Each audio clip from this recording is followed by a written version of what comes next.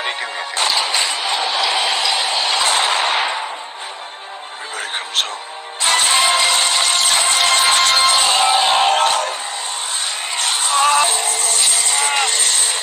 Take it off! Take it off! No, wait. Bruce, are you okay?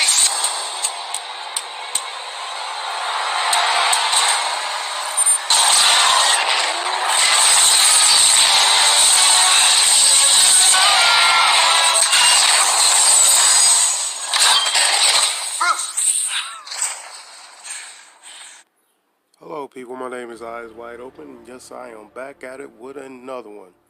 And the reason why I'm doing this, we are going to be talking about the true meaning of the Avengers endgame from a biblical point of view. Only from a biblical point of view. Because a lot of these movie producers don't even know they are being guided by the Most High as they think. Or they can be guided by Satan. Only you decide. But the first thing we want to talk about, we're going to talk about how somebody wants to make good as evil and evil as good. So the reason why I say that, because sometimes when you watch these movies, let's start taking a different point of view. Let's start playing reverse die roles. Instead of Thanos being the bad guy, let's see is he the good guy, and let's see if the Avengers is the bad guys. So reason why I say I believe that the Avengers are the bad guy, because they do not stand against the government when they corrupt. They actually with the government. All the crap is going on in the world, and they see all the evil was going on in the world, basically in their point of view, all through the universe, and yet they wants to save the earth.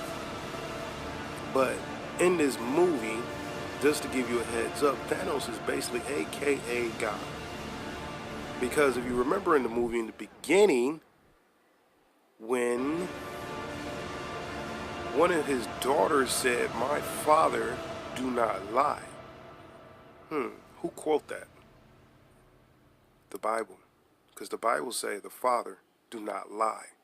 God do not lie. Not only that, Thanos' idea was he wants to kill 1/2 of the world. In the Bible, God said he's going to kill how much of the world? 1/3? So somebody has been a deceiver around here. But anyway, we're going to go ahead and we're going to play a little bit of the movie. And I'm not going to play the sound because of copyrights. But I do want to get to some points on here. Now this is the part where basically the presence of God is basically back. If you see how life came back to the earth, and you see how he just noticed everything was there. Pay attention to this part right here. Right there. We're going to stop it right there. So this is basically Revelations 9, and we'll read from, let's start from verse 2. And he opened the bottom pit, the bottomless pit, and there arose smoke out of the pit, and the smoke of great furnace, and the sun and the air were darkened by reason of the smoke of the pit. Pay attention. Let's watch the earth. Watch how the earth get darkened. We're going to fast forward this part because we want to get straight to the point. And I want you to pay attention to these dogs too. Let's see right here. And came out of the smoke was locusts upon the earth. Until then was power given as the scorpions of the earth have power. Pay attention. See those creatures? You see the earth? It's darkened. Let's get a little bit closer. The earth is darkened.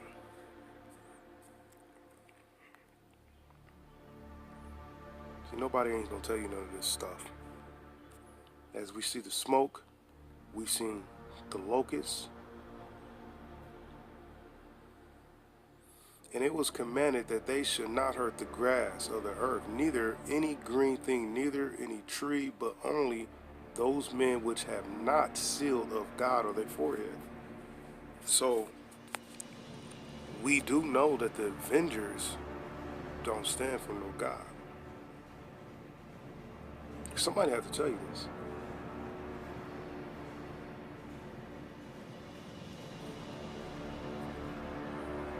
As we see Thanos' daughter, as they preparing for war.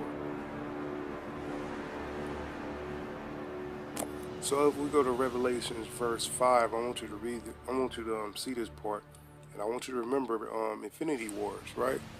When Thanos did completed his task, and to them was given that they should not kill them all, but they should be tormented for 5 months, and their torment was the torment of a scorpion when he strikes a man. So I want you to think about, because it's basically, we can't say about 5 months in this movie, but this is basically a time period. I believe this is, what, 5 years of the movie? I could be wrong. But it's basically a time period. And what happened that, all the Avengers didn't die. But was they not hurt? Was they not in pain? Was they not missing their family?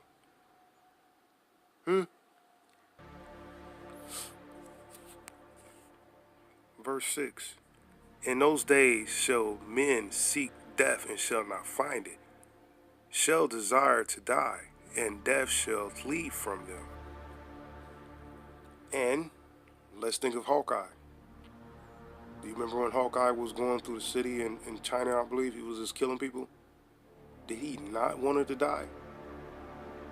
Do you remember the part when him and I can't think of the other female who sacrificed herself for the Soul Stone? Did Hawkeye did he want to die? But he could not find it. Somebody had to tell you these things, because you're not going to hear this from nowhere else. Let's keep going. So I'm going to play this part right here for a little bit, and I'm going to read verse 7. Let's stop. Well, you seen that big guy running there, and let's look at some of Thanos' team. And let's look at the Avengers and some of their teams, and I want you to hear me out on this.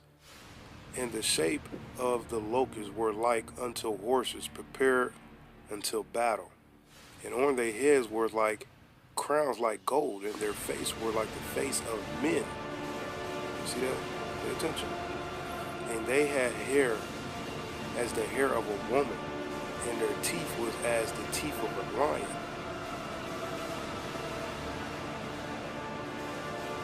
And they had breastplates as it was breastplates of iron, and the sounds of their wings was as sounds of chariots of many horses running into battle.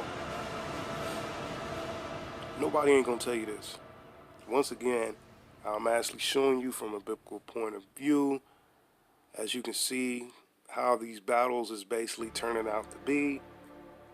And I want you to see this is basically Satan versus God army. Satan has his angels, and God has his angels. So we're going to go back to the part. So we're going to go back to Revelations 12. We're going to go to verse 3. And there appeared another wonder in heaven. Behold, a great red dragon having 7 heads and 10 horns, and 7 crowns upon it. And I want you people to understand what this Bible is coming from. And she brought a 4th man child who was ruled all nations with a rod of iron, and her child was caught up unto God and to his throne. See, a lot of us, we don't understand this, but I'm showing you that this stuff is actually shown in the movies. Let's get ready for this battle. You see this battle right here? And there was a war in heaven. Michael and his angels fought against the dragon, and his angels, and prevailed not, where their place was found any more in heaven. And there was a great dragon that was cast out, the old serpent called the devil and Satan. So we know the devil and Satan is not the same. So there's two different ones. The devil and his angels. Let's get it. Which deceived the whole world, who cast out unto the earth, and his angels cast out with him.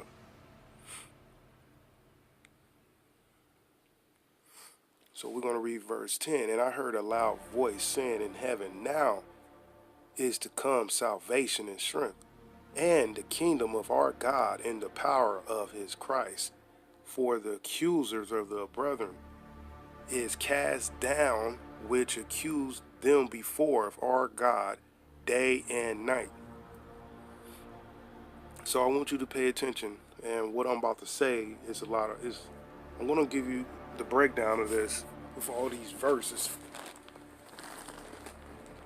Hopefully you can understand where I'm coming from.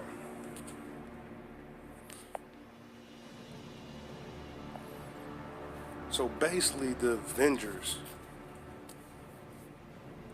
they actually think that they're going to undo what God done. You see Iron Man, he is the devil. And his crew is the angels with him. Because if you know through the whole movie, no matter how strong Thor was, Iron Man is actually even stronger. Because if you notice on every movie, his suit is getting stronger. His technology is getting better. So we have to understand this. The Avengers are the bad guys. They want to undo what was actually good. Maybe it sounds bad, but we have to understand that the earth became unbalanced. And Thanos was coming to balance back the war. And the Avengers basically undone that. So they wanted, basically rape, rob, and murder through the earth. They was cool with that. They was cool with slavery. They was cool with the government fighting against governments. They was too busy worrying about people stealing. They didn't think of nothing else. Tony Stark, the world liked him.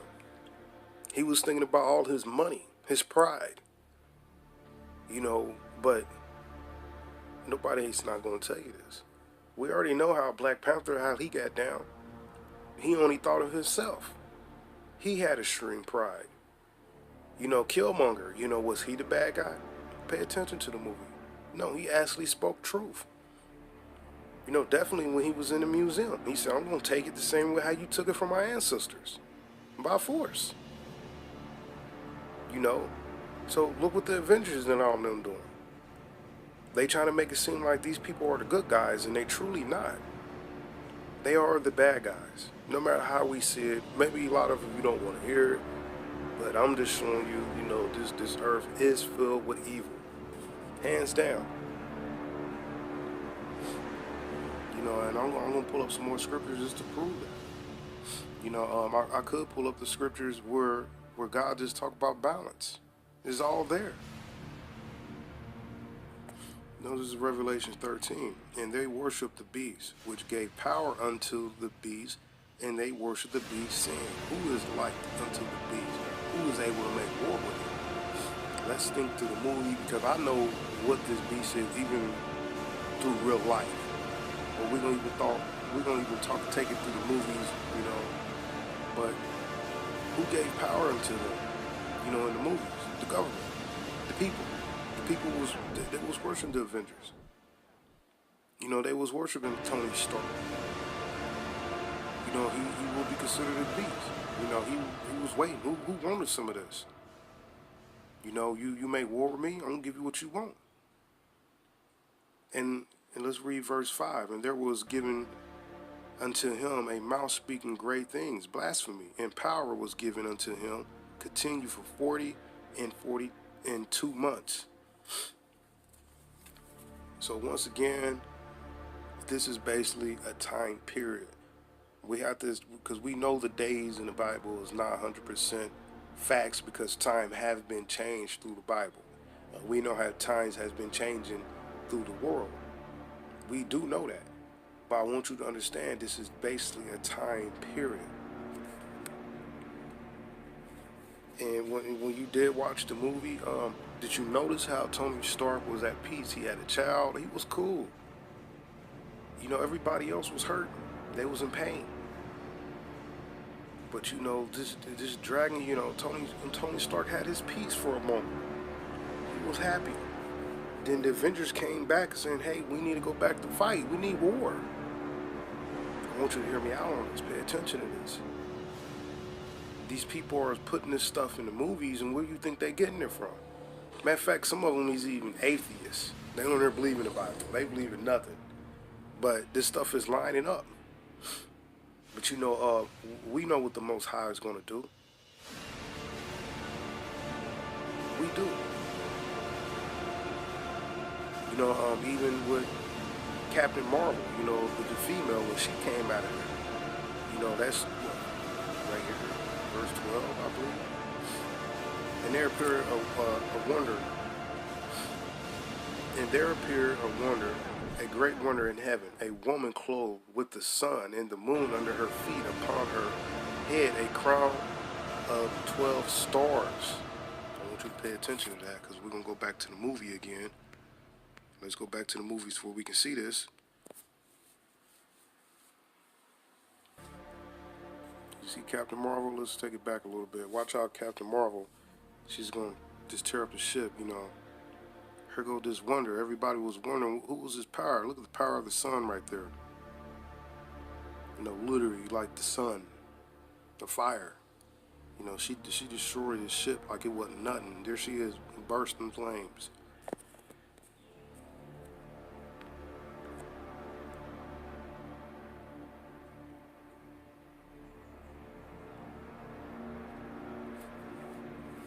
You know, you see her color. You know, she glows like the sun. Period.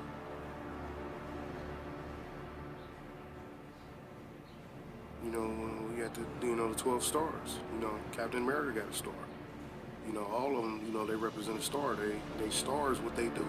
They the Avengers, period. How many of them survived? How many was left? Pay attention.